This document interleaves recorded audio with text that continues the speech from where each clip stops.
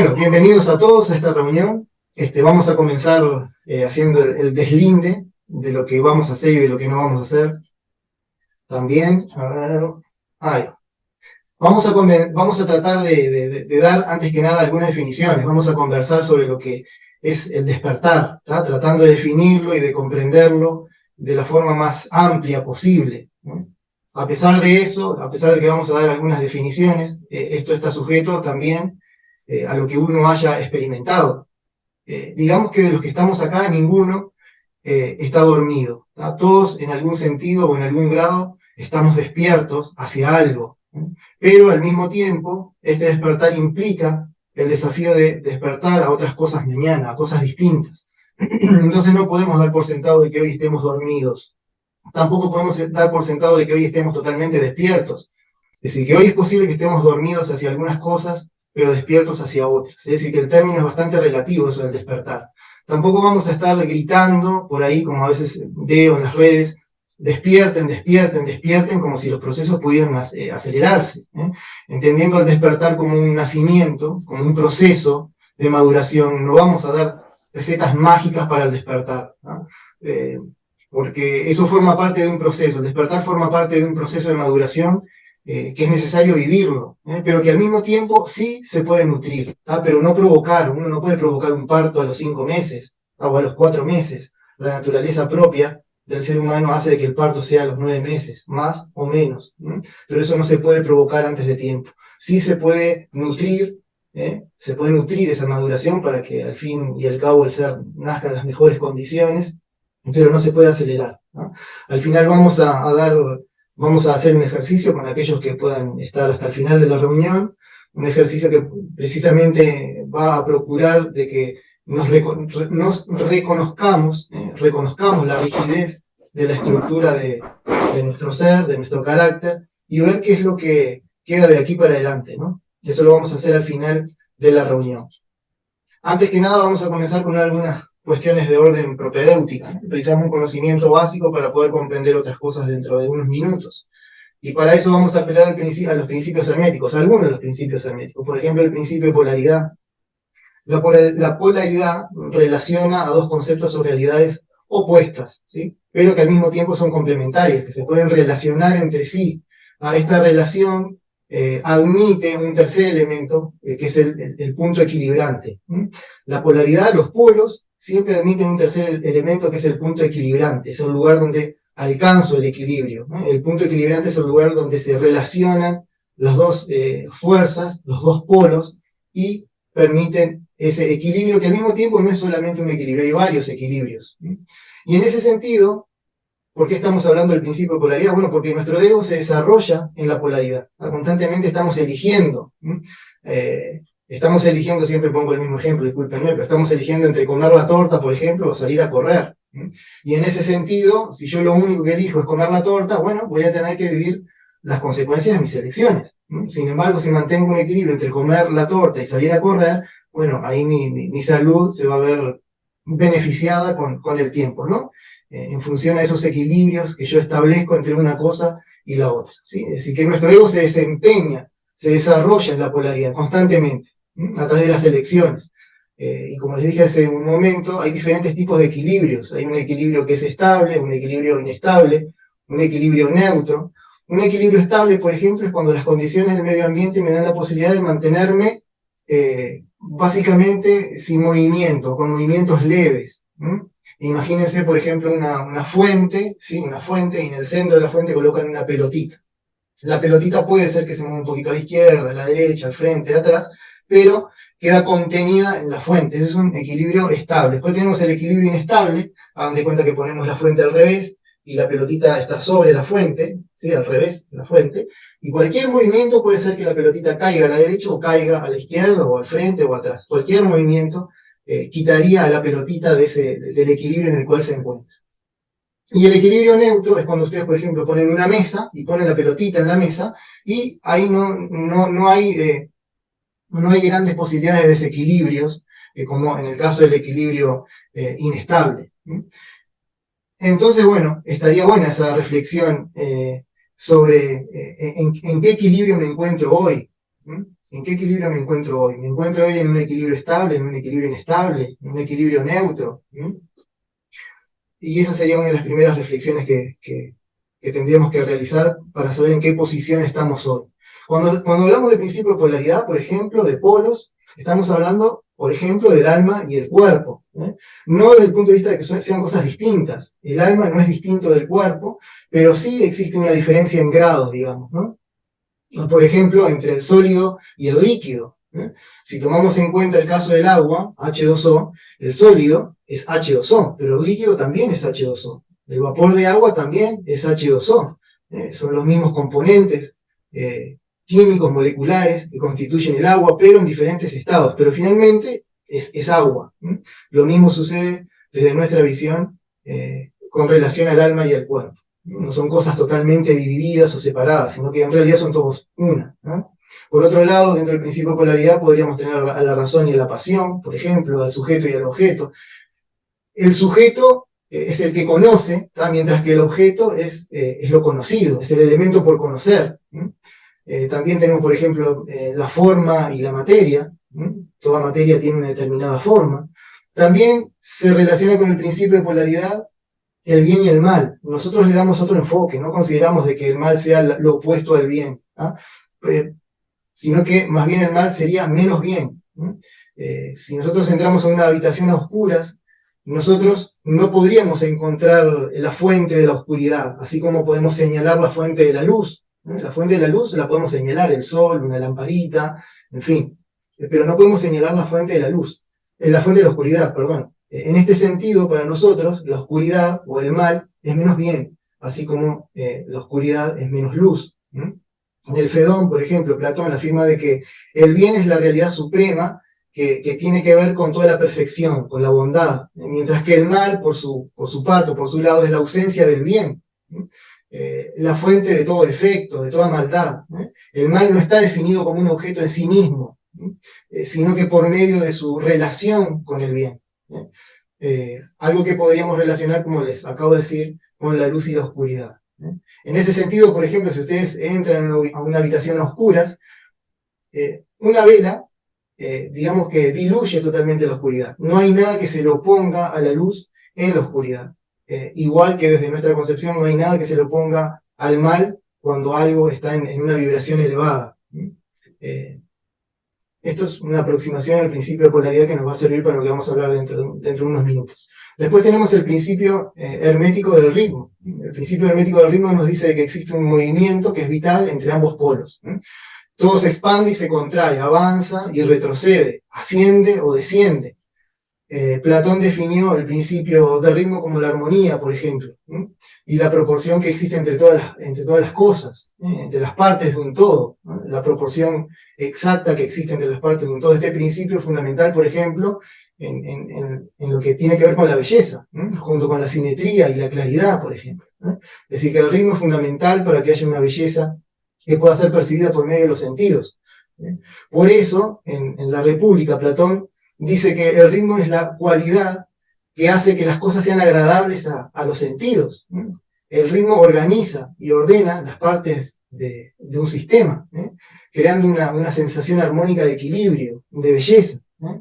Si nosotros esto lo comparamos, por ejemplo, con el ritmo respiratorio, vamos a darnos cuenta de que si nosotros a propósito influenciamos negativamente en el ritmo respiratorio, comienzan a suceder cosas a nivel interno. Prueben realizar la prueba y traten de respirar de forma desarmónica, sin ritmo. Y vean qué es lo que sucede con el organismo cuando el cuerpo no obedece al ritmo típico de la respiración, de la inhalación y de la exhalación. Fíjense qué cosas vienen al cuerpo, qué sensaciones, qué emociones. Esta es una buena práctica para trabajar con este principio del ritmo. Quitarle el ritmo por un momento y de forma cuidada, cuidándonos obviamente, de quitarle el ritmo a la respiración y ver cómo se comporta el organismo, qué sucede con nuestro cuerpo, qué sensaciones nos llegan. En relación al ritmo, para Heráclito, el principio del ritmo es la base del cambio, es la base de la transformación, y es lo que permite explicar la realidad de cómo los procesos son dinámicos, cómo hay cierta dinámica en los procesos gracias al ritmo. Esto es bien interesante tenerlo en cuenta. Después tenemos el principio de vibración. La vibración trata acerca del movimiento constante de todas las cosas, ¿no? Este movimiento es el resultado de la tensión entre los contrarios, entre los polos, que de alguna manera se atraen y se repelen entre sí. Desde el punto de vista biológico, por ejemplo, podemos decir de que un ser vivo está vivo porque se mueve, porque tiene movimiento en sí mismo, tiene la posibilidad de poder moverse, ¿no? Por lo tanto hay una vibración que lo caracteriza, que le da movimiento y que lo caracteriza, lo define de alguna manera, ¿no? Por ejemplo, el movimiento de mi organismo no es el mismo movimiento que el que tiene una ameba. Mis movimientos también me definen y me caracterizan. También sucede lo mismo con la ameba o con un virus. Pero ¿cómo se produce ese movimiento? El movimiento se produce debido a una transferencia de energía. Si yo no tuviera energía, no me podría mover. La energía implica movimiento. Si no hay energía, no hay movimiento. En nuestro caso, se lleva adelante gracias a la respiración. Es decir, nosotros podemos dejar de comer alimentos durante un par de semanas, sinceramente no sé cuántas, pero podríamos sobrevivir por un par de semanas sin alimentos, podríamos sobrevivir por unos días sin agua, ¿y cuánto podríamos sobrevivir sin respirar? Sin respirar no podríamos estar vivos más de 4, 5, 6 minutos para el mejor deportista del planeta. Entonces ahí ya podemos apreciar cuál es la importancia de la respiración desde el punto de vista orgánico, ¿no? A pesar de eso, hay organismos vivos que no necesitan del oxígeno para vivir. Su energía no se capta por medio de la respiración, ¿no? Sino que captan energía por medio de otros procesos, como por ejemplo la fermentación. Eso pasa, por ejemplo, con los hongos y las bacterias. Y aquí comenzamos a notar algunas diferencias importantes, ¿no? La respiración es un proceso importante de todos los seres vivos, ¿no? La respiración aeróbica, por ejemplo, permite producir mucho más energía de lo que lo haría otro proceso, como por ejemplo el que les acabo de comentar, el proceso de la fermentación. Esto permite una mayor ventaja evolutiva para aquellos seres que somos aeróbicos. Nos permitió, por ejemplo, diversificarnos, ¿sí? Nos permitió colonizar otros espacios, encontrar otros lugares para vivir, porque nos da la posibilidad de podernos mover de una forma distinta a lo que se puede mover una ameba, por ejemplo, o un pez, y esa oportunidad la tenemos gracias a la respiración. Esto significa que los organismos aeróbicos pueden crecer y reproducirse también mucho más rápido que los hongos, y que las bacterias, y que los virus, ¿sí? La respiración aeróbica es esencial para el desarrollo de los animales grandes, ¿sí? Que necesitan una gran cantidad de energía para poder moverse y para poder mantener al organismo. ¿Qué es lo que significa esto? Bueno, esto implica un mayor intercambio con el medio ambiente, y por lo tanto, un desarrollo del sistema nervioso. Es decir, que la respiración aeróbica produjo en nosotros también un desarrollo del sistema nervioso que nos dé la posibilidad de poder intercambiar con el medio ambiente de una forma más eficiente. Un sistema nervioso sensible nos da la posibilidad de poder movernos de una mejor manera, y de protegernos también. Y acá vamos a comenzar a definir algunas cosas, ¿no?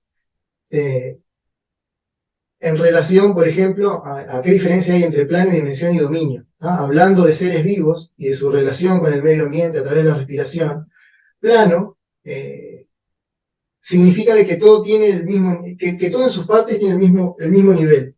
Está todo al mismo nivel. Por ejemplo, acá el chico está en el mismo plano que su mascota, que el perro, y el mismo plano en el cual están los patos allá al final. Y en el mismo plano que está el sol, en el mismo plano que están las nubes. Plano cuando hablamos de plano estamos hablando de algo que tiene el mismo nivel en todas sus partes, ¿sí? Por ejemplo, el perro, el chico y los pájaros al fondo. Si asumimos que el mar, por ejemplo, es el plano compuesto por la masa de agua salada y que cubre a todo nuestro planeta, los peces, ¿sí?, que se encuentran en el mar estarían en el mismo plano. Hay una diferencia con dimensión. La dimensión es algo que nosotros podemos medir, es algo que podemos medir, que podemos apreciar y comparar con otras cosas, ¿sí? Es lo que podemos definir, es lo que nos permite caracterizar algo. Existe, por ejemplo, una dimensión psicológica, una dimensión social en nosotros, ¿no? Existe una dimensión cultural, en nosotros también existe una dimensión espiritual, y en relación a esto la podemos comparar con las dimensiones de la mascota del chico. lo podemos comparar también con las dimensiones de los patos que vuelan allá al fondo. ¿Mm? Si bien los patos, el perro y el chico están en el mismo plano, están en diferentes dimensiones. Y esto es importante tenerlo en cuenta. Por otro lado tenemos dominio. Dominio es el ámbito en el cual un ser se desempeña. Este dominio puede ser geográfico, como en el caso de los peces, el mar y el aire, en el cual en la foto nos muestra, ¿no?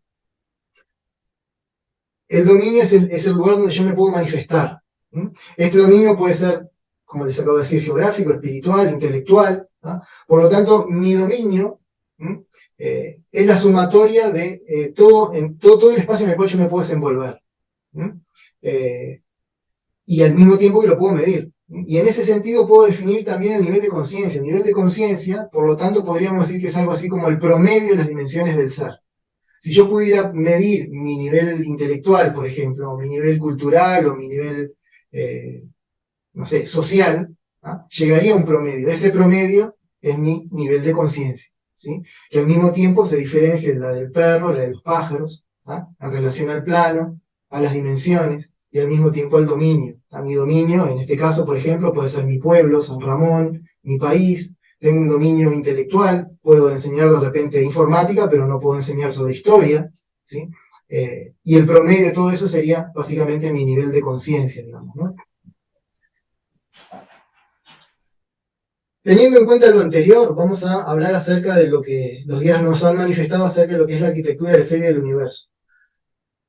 De acuerdo a los guías extraterrestres, existirían tres universos. Un universo material de 7 dimensiones, un universo mental de 3 dimensiones y un universo espiritual de 1 dimensión. Están divididos no porque haya diferencias importantes, sino que se dividen para poder comprenderlos. Pero en realidad está todo vinculado, integrado. Es todo uno, es como si fuera la luz blanca. ¿Sí? La luz blanca solamente la podemos dividir, digamos, cuando interceptamos entre la fuente y una pared un cristal. Si nosotros hacemos eso, lo que vamos a ver son los 7 colores del arco iris, que al fin y al cabo son diferentes vibraciones de lo mismo, como hablamos hace un rato acerca del sólido, el líquido y el gaseoso. En realidad el universo es todo uno, pero se lo divide de esta manera para poder comprenderlo, simplemente para poder conceptualizarlo y nada más. Y en ese sentido los guías nos dicen de que nosotros tenemos 7 cuerpos para poder actuar en cada una de estas 7 dimensiones. Tenemos un cuerpo físico, un cuerpo astral, un cuerpo mental inferior, mental superior, un alma, un espíritu y una esencia. Al mismo tiempo, estos cuerpos, los primeros 3 cuerpos, se relacionan con el universo material de 7 dimensiones. Tendríamos la conciencia de la materia a través de estos 3 cuerpos. Tendríamos una conciencia de lo mental a través de los otros 3 cuerpos, del cuerpo mental superior, el alma y el espíritu. Alcanzaríamos una conciencia de lo que sería el universo mental. Y a través del cuerpo y la esencia podríamos alcanzar una conciencia de la esencia, que sería la última dimensión del universo espiritual. Repito, las divisiones en realidad en el universo no existen, se dividen simplemente para comprenderlas. Tendríamos una conciencia, por ejemplo, hay seres que tienen una conciencia 3,3. Desde el punto de vista orgánico tienen una conciencia orgánica, son materiales, se pueden tocar, se pueden ver con los ojos y su conciencia es de 3. Hay seres que tienen una conciencia de 4. Desde el punto de vista orgánico son 3, pero son 4, es decir, tienen una conciencia de 4ª dimensión. Son seres que tienen la posibilidad, por ejemplo, de realizar viajes astrales conscientes, que tienen la posibilidad de poder comunicarse telepáticamente de forma consciente. Están en una 4ª dimensión de conciencia, mientras que tienen un organismo de 3ª dimensión. Hay seres que tienen la posibilidad de tener una 5ª o 6ª dimensión de conciencia. Ahí ya estamos hablando de maestros que tienen otras posibilidades, como por ejemplo el don de ubicuidad, de estar en 2 lugares al mismo tiempo, como ha sucedido con algunos santos, por ejemplo. De levitar, por ejemplo, de que su organismo pierda cohesión molecular y puedan flotar en el aire a voluntad. Eso sucede con seres que son de un 3,5, 3,6. Y eso está en relación también a la expansión de conciencia que cada uno de nosotros va conquistando a lo largo del tiempo. ¿Y qué es la conciencia? Bueno, para Nietzsche, por ejemplo, él afirmaba que la conciencia es un privilegio. Esto se ve que la conciencia nos permite ser responsables de nuestras acciones, y nuestras acciones se desenvuelven, se manifiestan en un dominio en particular, en un plano en particular, en diferentes dimensiones. Es decir, que por ejemplo, que no estamos, gracias a la conciencia nosotros no estamos a merced de las fuerzas naturales, por ejemplo, ¿ah? Sino que podemos elegir nuestro propio camino. Ser conscientes nos permite la libertad. Por lo tanto, a mayor conciencia, mayor libertad. A mayor conciencia, mayor dominio. Mi dominio se amplía en relación a mi conciencia. Nuestro dominio se amplía en relación a nuestro nivel de conciencia. Por ejemplo, no tiene el mismo dominio una bacteria a un bebé. Y no tiene el mismo dominio un bebé que un adulto. Los niveles de conciencia son distintos. Es decir, que a mayor conciencia, mayor dominio entre los planos y las dimensiones. Por lo tanto, conciencia también es el marco en el cual tengo dominio, en el marco en el cual yo me puedo manifestar. La conciencia se manifiesta en el presente, gracias a los sentidos de percepción orgánicas. Sin un organismo que me permita el vínculo con el medio ambiente, no existe la posibilidad de la conciencia. Si no escucho, si no veo, si no toco, si no huelo, si no oigo o saboreo, ¿cómo es posible la conciencia sin los sentidos? Alguien decía por ahí, somos seres espirituales viviendo una experiencia humana. ¿Qué sucedería con un espíritu sin un cuerpo?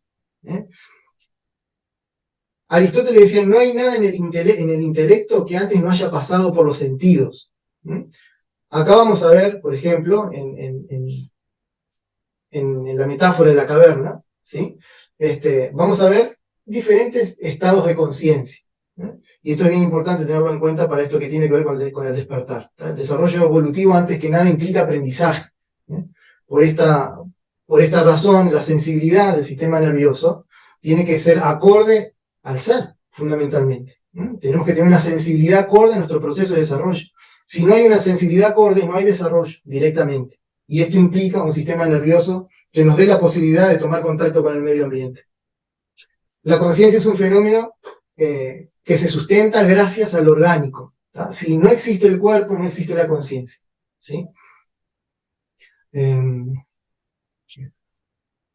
Por lo tanto, la sensibilidad está directamente relacionada con nuestra conciencia. Aquí aparece el mito de la caverna, que es una alegoría de la naturaleza del conocimiento, según Platón, en la República. Y ahí podemos ver, por ejemplo, en la imagen, ¿no? Cómo se describe a un grupo de hombres que nacieron encadenados en el interior de una caverna, que se encuentran de espalda a otras realidades, y lo único que pueden ver son las sombras que son proyectadas por el fuego. No pueden ver otra cosa. En algún momento uno de los prisioneros es liberado, logra salir de la caverna. Al principio el prisionero se ve deslumbrado, cegado por la luz del sol y niega, por la luz del fuego, mejor dicho, y niega lo que está sucediendo, ¿no? Como que no lo puede creer, hasta que al fin y al cabo sus sentidos le permiten tomar contacto con la realidad, o con otra realidad, mejor dicho, ¿no?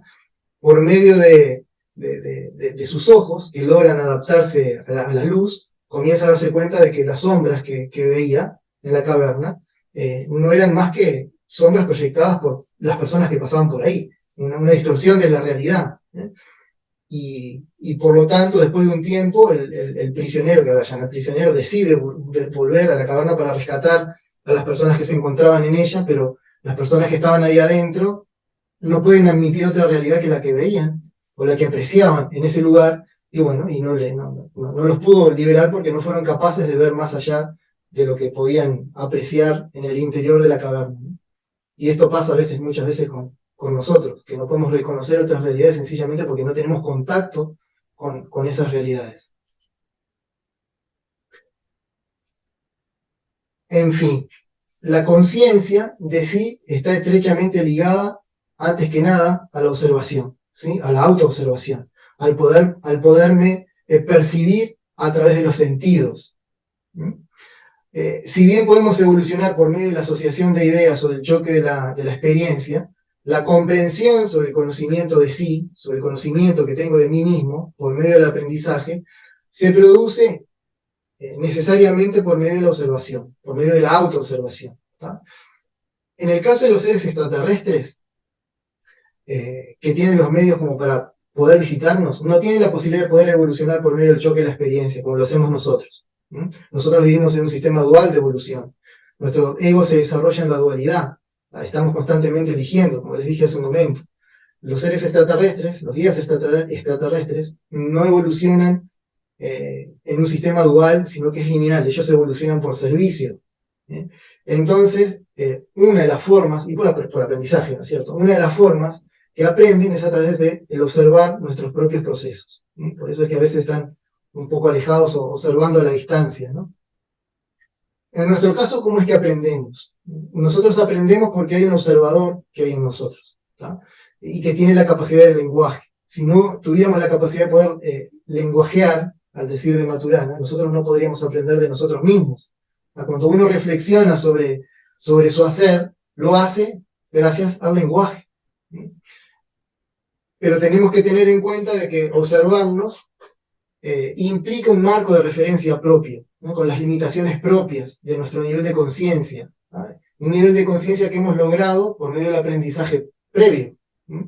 Al mismo tiempo, si bien nosotros nos observamos y podemos aprender de nosotros mismos, lo hacemos dentro de las posibilidades que tenemos, dentro del dominio que tenemos. Y esto es importante tenerlo en cuenta. Pitágoras decía de que el observador es la medida de todas las cosas. Alguien dijo hace 2000 años atrás, con la vara que mides serás medido. Entonces, aprendemos en relación a lo que ya hemos aprendido previamente en un determinado dominio. Yo no sé cómo me voy a comportar en el desierto del Sahara, por ejemplo. Nunca he estado, el desierto del Sahara no es mi dominio. Es posible que si yo viaje al desierto del Sahara el próximo fin de semana, encuentre un Eduardo distinto, de que Eduardo se mueva de otra forma, de que surjan cosas distintas de Eduardo. El observador es el sujeto y al mismo tiempo el objeto del observado. Y construimos nuestra realidad en función a este observar.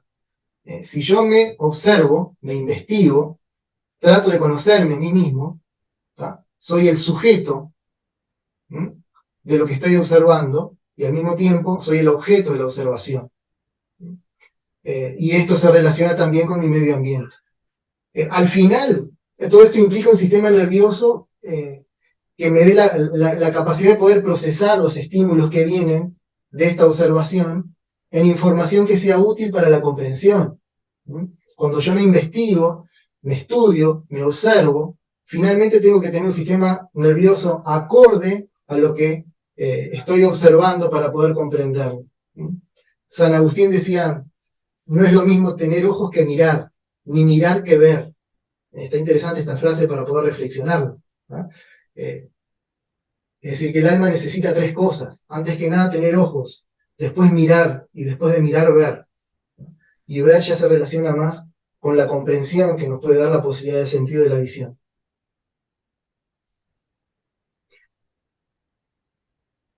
El sistema nervioso central se compone del cerebro, ¿sí? De la médula espinal,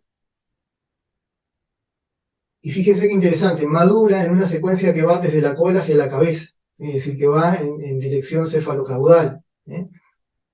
Cuando el feto se desarrolla, el sistema nervioso evoluciona desde la cola hacia la cabeza, que es prácticamente el mismo movimiento de la Kundalini en un segundo despertar en la etapa adulta.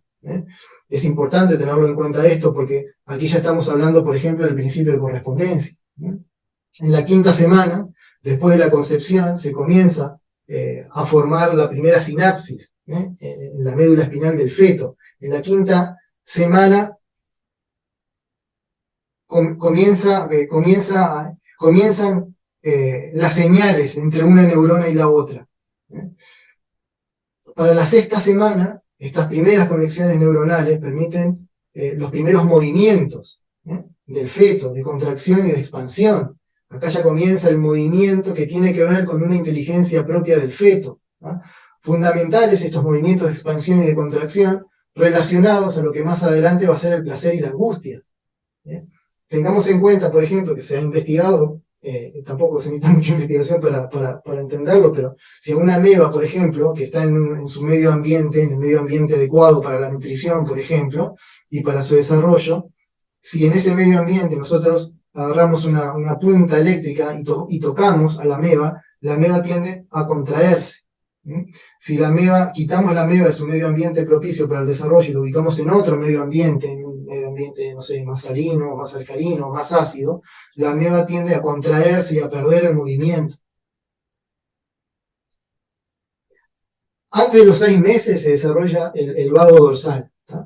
El vago dorsal es reptiliano, vinculado a las sensaciones que son la plataforma de las emociones, ¿tá? Que van a fluir en el cuerpo astral hacia el cerebro reptiliano. Recordemos de que el cuerpo astral es el cuerpo de las emociones, de los deseos, de las aspiraciones. ¿Tá? Es decir, que en el entorno de las 4 semanas de gestación comienza a desarrollarse nuestro cuerpo astral junto con el vago dorsal. El cordón umbilical une al feto con la placenta y conduce las sustancias nutritivas de la sangre rica en oxígeno, por ejemplo, para el bebé. ¿Tá? En el nacimiento el cordón umbilical se corta y deja una cicatriz, la cicatriz que todos conocemos. Pero otro cordón permanece intacto, que es el famoso cordón de plata, que conecta nuestros cuerpos sutiles, por lo menos desde el punto de vista de las tradiciones orientales, con nuestros cuerpos densos. ¿Tá? En este caso, las sensaciones de placer y de angustia de la madre son transferidas al bebé, y este experimenta, así como la mema, experimenta episodios de espasmódicos, de expansión y de contracción, relacionados precisamente al placer y a la angustia debido a los cambios que se producen a nivel del líquido amniótico, conforme también a las emociones de la madre. El líquido amniótico cambia en relación a las emociones de la madre, y esto es transmitido al bebé por medio del cordón umbilical. Una vez que el bebé nace, sucede un fenómeno a la altura de la cabeza, a la altura del chakra coronario. Una vez nacido, al mismo tiempo que la fontanela comienza a cerrarse entre los 2 y 18 meses, se inicia el proceso de autoconciencia. Comenzamos a ser conscientes de nosotros mismos entre los 2 y los 18 meses, cuando la fontanela se va cerrando. El bebé comienza a percibir distinto al medio ambiente que lo rodea. Aquí aparecen los límites. Comienzan las fronteras. Es interesante tener en cuenta aquí de que en la zona de la fontanela se halla el chakra coronario, o Sahasrara, que nos vincula con la fuente universal de la cual partimos. ¿Tá? Tenemos que recordar que la conciencia de los límites, con el reconocimiento de las fronteras, por ejemplo, el yo y el otro, nos da la posibilidad de la autoobservación. No hay autoobservación sin un previo reconocimiento de los límites y de las fronteras. ¿Cómo yo puedo investigar sobre mí mismo si no me identifico antes como distinto a lo demás? Es decir, que las fronteras, las limitaciones, son necesarias para poder observarme distinto a los demás, mejor dicho, no a los demás, sino que a lo demás. Con la autoobservación aparece precisamente la reflexión sobre el propio actuar. ¿Tá? Yo en relación con el entorno, yo en relación conmigo mismo. Tengamos en cuenta de que el carácter se encuentra en la superficie del cuerpo. El carácter nos da la posibilidad, por ejemplo, de protegernos de lo que sucede afuera, pero también de protegernos de lo que sucede adentro. Las evasiones, por ejemplo. A través de una evasión yo estoy tratando de protegerme de mí mismo. Es decir, que podríamos tomar el nacimiento como un proceso de retorno a la fuente. ¿Tá? Esa división que se produce, esa individualización del ser que se produce, nos da la posibilidad de poder volver a la fuente a través del autoconocimiento, desde otro lugar. Un neurocientífico, Rosa Damasio, desarrolló una hipótesis en la cual decía de que la ínsula, o él manifiesta, de que la ínsula, que se encuentra en la zona de influencia de los 2 últimos chakras, como ven acá en la imagen azul, es el soporte orgánico de la conciencia. Y esto es bien interesante porque desde el punto de vista de las tradiciones orientales, los 2 últimos chakras son intelectuales. Aquí encontraríamos, por ejemplo, precisamente en la zona de la ínsula, de acuerdo a este científico, encontraríamos emociones como, por ejemplo, el amor materno, ¿sí? El amor romántico, la tristeza, la felicidad, la empatía, y hasta inclusive la excitación sexual estarían o se encontrarían, de acuerdo a este neurocientífico, en esa zona del cerebro. Nosotros tenemos un cuerpo físico, un cuerpo astral, y como intermediario entre el cuerpo astral y el cuerpo físico, tenemos una sustancia etérica, ¿tá? O el cuerpo etérico, ¿tá? Que es el que vincula el cuerpo astral con el cuerpo físico. A través de la sustancia etérica, el cuerpo astral se vincula con el sistema nervioso. Por lo tanto, ¿no? con el sistema nervioso voluntario e involuntario, simpático y sistema nervioso autónomo o el sistema nervioso vegetativo. El sistema nervioso autónomo o vegetativo, que se encuentra aquí en el color rojo, es la parte del sistema nervioso que controla las funciones que son involuntarias, de las vísceras, por ejemplo, la frecuencia cardíaca, la frecuencia respiratoria, la salivación. Y este responde fundamentalmente a impulsos nerviosos de la médula, que provienen de la médula, el tallo cerebral, el hipotálamo, es decir, del cerebro reptiliano. Tiene que ver con lo instintivo. Y pasa lo que tiene que ver con las emociones a nuestros cuerpos sutiles, ¿sí? Cuerpo físico a través del sistema nervioso, cuerpo etérico, el intermediario entre el cuerpo astral y el cuerpo físico, y después hacia el resto de los cuerpos más sutiles, dando la posibilidad del aprendizaje que se obtiene gracias al sistema nervioso y al vínculo con lo que nos rodea, ¿no? La mayoría de las acciones que controla el cerebro reptiliano son involuntarias, aunque algunas, como por ejemplo la respiración, pueden actuar junto con acciones conscientes. Nosotros respiramos de forma involuntaria, digamos, pero al mismo tiempo podríamos llegar a controlar la respiración de forma voluntaria. Hay que tener la precaución, por ejemplo, cuando hay un excesivo control de la respiración, es posible de que la respiración pase a ser voluntaria. Y han habido practicantes de determinadas yogas que se han olvidado de respirar y bueno, y han trascendido, ¿no? Así que hay que tener un poco de cuidado con eso del control de las funciones involuntarias. Hay cosas que es preferible no controlar, ¿no? Pero bueno, este es otro tema. Las salidas en el astral, por ejemplo, al plano astral, están reguladas por el sistema nervioso autónomo, ¿sí? Pero, al igual que la respiración, se puede transformar en una acción consciente, ¿sí? Uno puede tener una salida consciente en el astral, ¿sí? Debido a que el cuerpo astral es el cuerpo de las emociones y de los deseos, como les decía hace un rato, está directamente involucrado en el desarrollo del ego. El ego está vinculado a nuestro cuerpo astral precisamente porque el cuerpo astral es el cuerpo de las emociones, los deseos, las ambiciones. El ego es el intermediario entre el mundo interior y el mundo exterior, el yo y lo demás. Esta función del ego se debe a su posición, digamos, intermedia entre la superficie del cuerpo y la superficie del ser, ¿no? La superficie del cuerpo y lo demás, ¿no? Es decir, que está en un estado intermedio entre nuestro interior y nuestro exterior, ¿no? Principalmente, el ego tiene una manifestación orgánica que mayormente se observa en el rostro, ¿no? Con el rostro aparecemos al mundo y gracias al rostro nuestro ego puede manifestarse. Y en este sentido se pone en movimiento el sistema nervioso simpático, ¿no? Por medio de movimientos involuntarios. A veces, ¿no?, las expresiones de nuestra cara delatan la manifestación de nuestro ego de forma inconsciente. Habíamos dicho que el cuerpo astral era la mansión de los sentidos, ¿no?, de los deseos, de las pasiones, del buen humor, del mal humor, ¿no? Al mismo tiempo que este cuerpo puede percibir, el cuerpo astral, ¿no?, puede percibir las vibraciones del medio ambiente, ¿no?, del plano astral, así como la piel, por ejemplo, percibe la humedad, el frío, el calor. El cuerpo astral puede percibir las vibraciones del medio ambiente. Cuando ustedes entran a un lugar, inmediatamente perciben algo, ¿tá? Ese algo que perciben está en relación con el cuerpo astral, al mismo tiempo con el ego, ¿no? De repente ustedes entran en una habitación y sienten una muy buena vibración, ¿no? Está directamente relacionado con el ego y se sienten muy bien, tienen un rostro feliz, ¿no? Pero de repente entran a otra habitación y perciben una vibración más densa. Ahí el rostro cambia, el cuerpo cambia, es posible que los hombros se vuelquen hacia adentro, como queriendo tratar de proteger al pecho, ¿no?, al corazón fundamentalmente. El ego forma una imagen del mundo exterior, ¿tá?, a lo que debe conformarse el organismo, ¿no? Nuestro organismo se conforma en relación también a nuestro ego, ¿tá? Y con él también se diseña lo que nosotros creemos de nosotros mismos. Desarrollamos esta imagen con el curso del tiempo. En la medida que nos vamos desarrollando, vamos formando una imagen de nosotros mismos, que refleja más o menos el mundo de nuestra niñez, ¿no?, de nuestra familia, de nuestro medio ambiente, ¿no?, de la sociedad en la cual vivimos, donde nos desenvolvemos. Básicamente, nuestro ego es el producto del dominio en el cual nosotros nos manejamos, ¿no?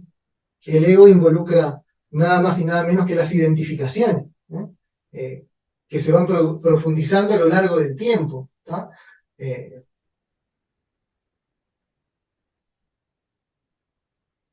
Y en este sentido las programaciones son bien importantes. ¿Tá? Yo cometo hoy un error y me creo un tonto. ¿Tá? Y me siento un tonto porque cometí un error. Tengo que tener cuidado de que para el próximo error que cometa, que seguramente lo vaya a cometer, no comience a programarme en ese sentido. ¿Tá? No comience a formar esa imagen de mí. Porque después esa programación que voy a hacer de mí mismo va a ser muy difícil de desprogramar. ¿Mm? Y como el cuerpo es una manifestación de los cuerpos sutiles, es posible de que mi organismo se enferme producto de esas imágenes que tengo de mí mismo. Entonces tengo que ser precavido en algunas cosas, en relación a la imagen que tengo de mí, producto de la experiencia que estoy logrando con el medio ambiente. ¿Mm?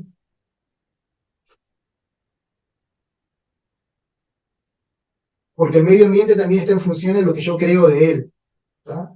A lo largo del tiempo. Es una suerte también de ensoñación que vivimos cotidianamente de acuerdo a lo que creemos.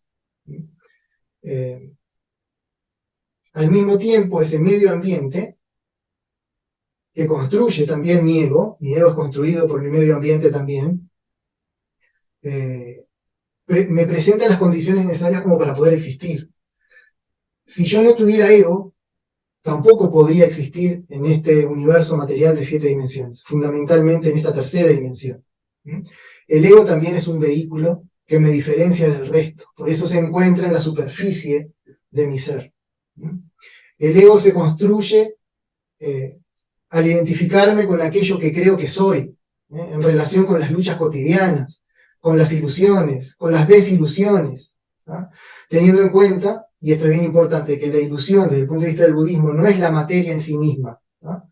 O las experiencias que voy adquiriendo con el tiempo, las experiencias que me van rodeando, que me van transformando, sino que la ilusión es el creer que eso es permanente, que la materia es permanente, que las experiencias son para toda la vida. Esa sería la ilusión desde el punto de vista del budismo. Gurdjieff decía, la vida es real solo y cuando yo soy. Cuando tomo contacto con mi real ser, el que está más allá de las identificaciones del carácter, el que está más allá del ego, puedo apreciar la vida desde la realidad de la impermanencia, de que nada es permanente. Para el budismo, las cosas no son cosas, sino que en realidad son procesos. ¿tá? Y mi ego también es un proceso. Mi organismo es un proceso. Yo no voy a tener 50 años toda la vida. El Eduardo que hoy conocen ustedes mañana va a ser otro Eduardo. ¿tá? Por esto es importante cuestionarme los elementos de mi ego que se manifiestan en el devenir, ¿tá? En las experiencias cotidianas. Esto sería el primer paso para reconocerme día a día. Las sensaciones que tomo como realidad inmutable llegan a mis pensamientos gracias al cuerpo astral. Estas sensaciones se traducen más tarde en fuerzas de atracción y de repulsión, a lo que deseo y lo que no deseo, lo que quiero y lo que no quiero, de contracción y de expansión. Al final de todo esto es aprendizaje.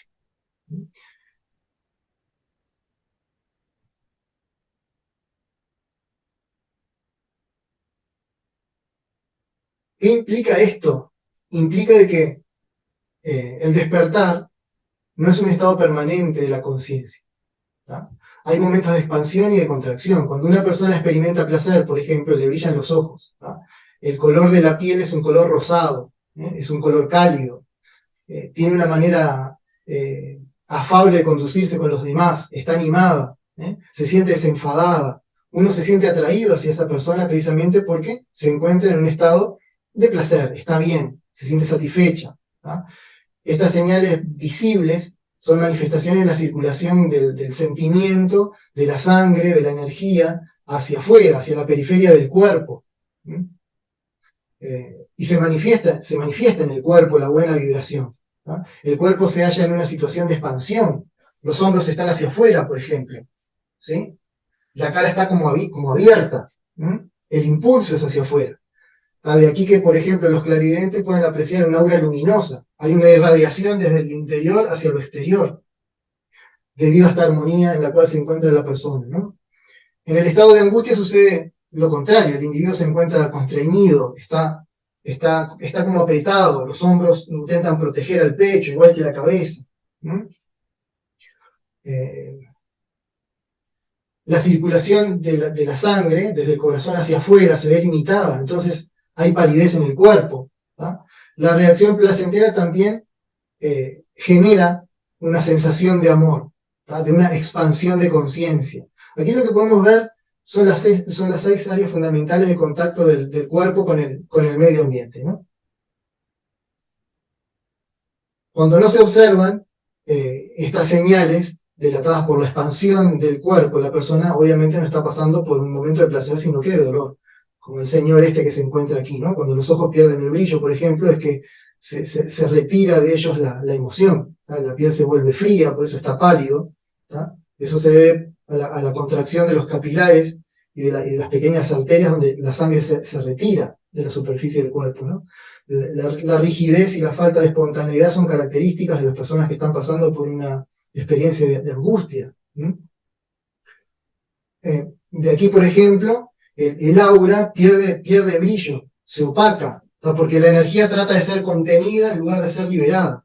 En el caso de las imágenes, en el caso del hombre y de la mujer que están apreciando ahí, vamos a observar cómo el hombre tiende a cerrar la cara, la cara como que tiende a cerrarse, por lo tanto se cierran los 2 últimos chakras que se encuentran a esa altura, que son los chakras intelectuales. La persona dice, yo no quiero saber de nada. Esa expresión, yo no quiero saber de nada, es propio de los chakras cerrados. Al contrario de lo que sucede con la mujer, que la mujer tiene la cara abierta, es una cara expresiva, abierta a la recepción, está en un estado de expansión. Y puse estos caracolitos a propósito. Cuando ustedes tocan un chanchito de la humedad, que le decimos en Uruguay, el chanchito de la humedad, para protegerse, tiende a cerrarse. Lo mismo que la cara del señor, este que está acá.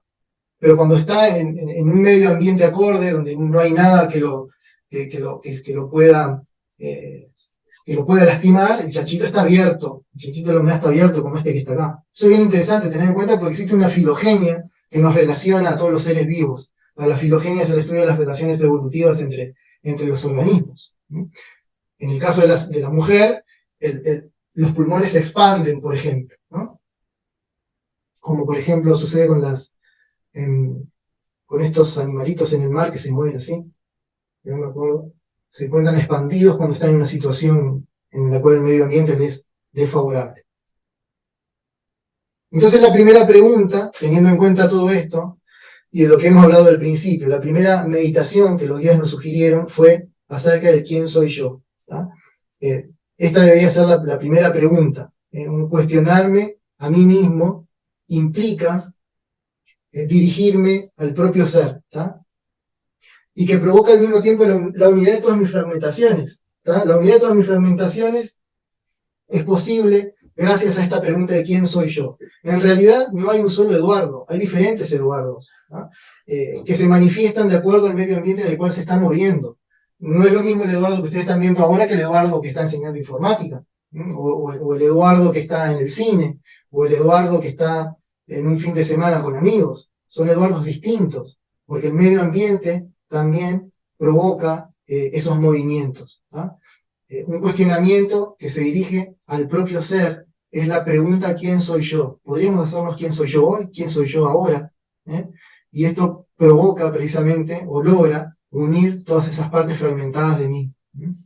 Y gracias también al recuerdo. ¿no? Esto implica ponerme en el lugar del observador. Esta pregunta requiere que yo me ponga en el lugar del observador, identificarme como distinto, un lugar donde la desidentificación procura la definición del ente, la definición de mí mismo, permitiendo asignarle un significado como consecuencia y un propósito a lo que soy realmente. ¿Quién soy yo? Es la primera pregunta de todas las cosas y la que genera en el futuro otras cosas, como por ejemplo, ¿cómo soy yo?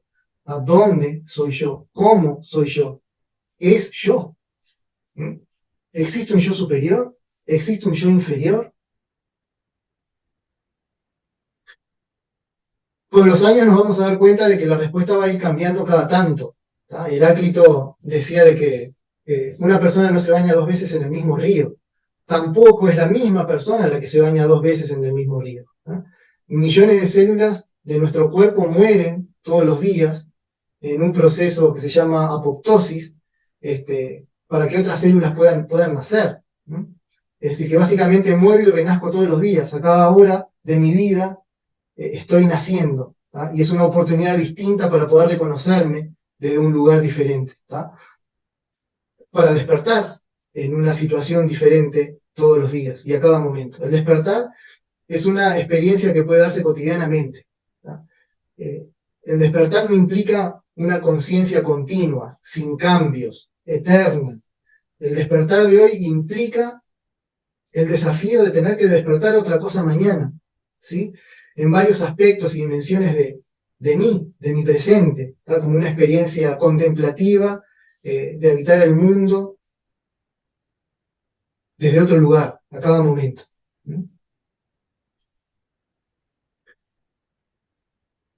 El despertar también es una definición válida para un darse cuenta. Cuando uno se da cuenta, ahí está despertando algo. También es una definición válida, el darse cuenta, el tomar contacto con la conciencia, una realidad diferente, pero a una octava superior. ¿Sí? El despertar implica, sí, un no retroceso. No hay nada peor para no despertar al día siguiente que identificarme con la máscara, de creerse ella misma, de creerme lo que soy, de que el sueño de hoy es la continuidad de la vida mañana, dar por asumido yo sé quién soy. En el momento en que nosotros demos por asumido yo sé quién soy, yo ya me conozco, ahí no hay posibilidad de poder seguir avanzando.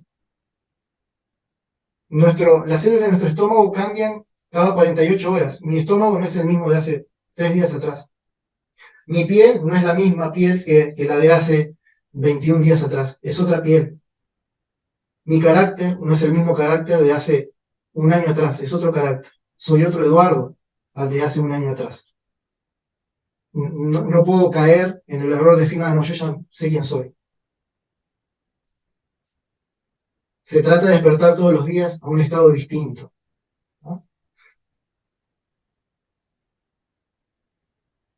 ¿Cuál es la diferencia entre una expansión de conciencia y el despertar? Antes que nada tengo que definir lo que es el átomo singular. El átomo singular es un punto, es un ente, un punto es un ente, que se encuentra a la altura de nuestro corazón. En nuestro corazón se encuentra el átomo, que desde el punto de vista material, orgánico, es la parte más sutil que tiene mi cuerpo, pero desde el punto de vista de los cuerpos sutiles, es el elemento más denso que tienen mis cuerpos sutiles. Es algo así como un puente, acá está dibujado en el gráfico, es algo así como un puente entre la conciencia universal y la conciencia individual. A veces este átomo singular, este puente, se encuentra de alguna manera obstaculizada por cuestiones egoicas, ¿no? por el ego, por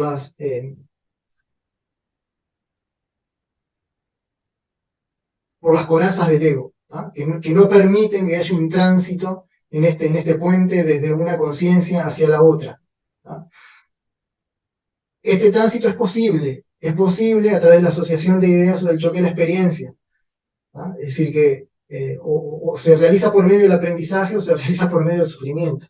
No hay mucha vuelta en ese sentido, ¿no? Habíamos hablado de que la conciencia está en relación con nuestra capacidad sensitiva, con nuestra sensibilidad. Sin organismo que permita el contacto con la materia, no puede haber un espíritu en proceso de aprendizaje directo. ¿Qué es el espíritu sin un cuerpo? Habíamos dicho, ¿no? Nos habíamos cuestionado eso.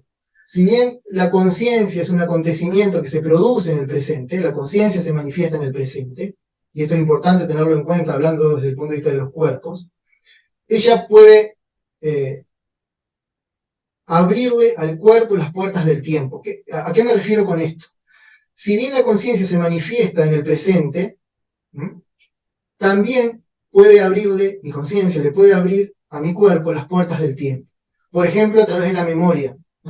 Si yo a través de la memoria recuerdo un acontecimiento pasado, por ejemplo, cuando tuve un accidente con un caballo, empiezo a recordar eso, mi cuerpo se empieza a comportar de tal manera que está sintiendo en ese momento el accidente que tuve con el caballo. Y es posible que mi respiración comience a acelerarse, que las pulsaciones de mi corazón se aceleren. Es posible que comience a transpirar. Es posible que comience a contraer el cuerpo, simplemente por el hecho de haber tomado contacto con el recuerdo del accidente que tuve con el caballo. Mi cuerpo se traslada hacia el pasado gracias a mi conciencia, que me dio la posibilidad de recordar aquel acontecimiento. Con una pérdida, por ejemplo. Si yo recuerdo la pérdida que tuve de mi madre, por ejemplo, hace un año atrás, es posible que mi cuerpo se traslade orgánicamente hacia ese tiempo y yo comienzo a sentir una constricción del pecho. Así empieza a sentir angustia, comienza a llorar, el cuerpo se manifiesta como si estuviera viviendo el presente de aquel momento. ¿Mm? También mi conciencia le puede abrir a mi organismo las puertas del futuro. ¿Ah? Entonces, si yo comienzo a pensar en el examen que tengo que dar dentro de 5 días, también es posible que comience a sentirme nervioso, que comience a sentir espasmos en el cuerpo a través del nerviosismo y mis intestinos comiencen a movilizarse, producto de que mi conciencia le abrió las puertas a mi organismo del futuro. ¿Mm?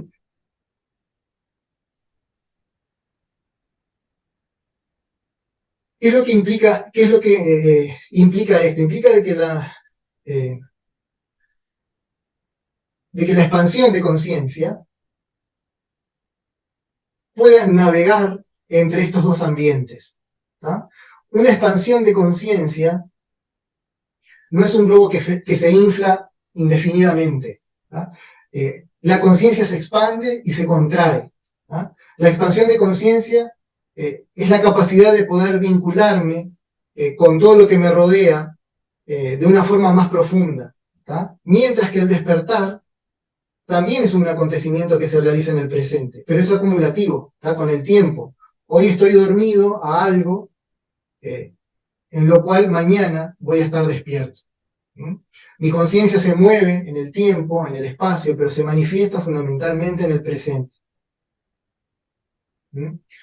En cambio, el despertar es acumulativo. Acá vamos a ver esta gráfica. ¿Sí? A lo largo del tiempo, mi conciencia va desarrollándose, ¿tá? Hasta que en algún momento vivo una experiencia que produce un clic en mí, ya sea por asociación de ideas o por el choque de la experiencia. ¿Sí? Esa asociación de ideas o ese choque en la experiencia, ese clic, hace que pase de la conciencia individual a la conciencia universal a través de esa singularidad que se produce en el corazón, a través de ese puente que hay en mi corazón. ¿Tá? Yo pase a formar por un instante parte de la conciencia universal, el samadhi y las tradiciones orientales, pero el tiempo sigue transcurriendo y la conciencia se comienza a contraer nuevamente.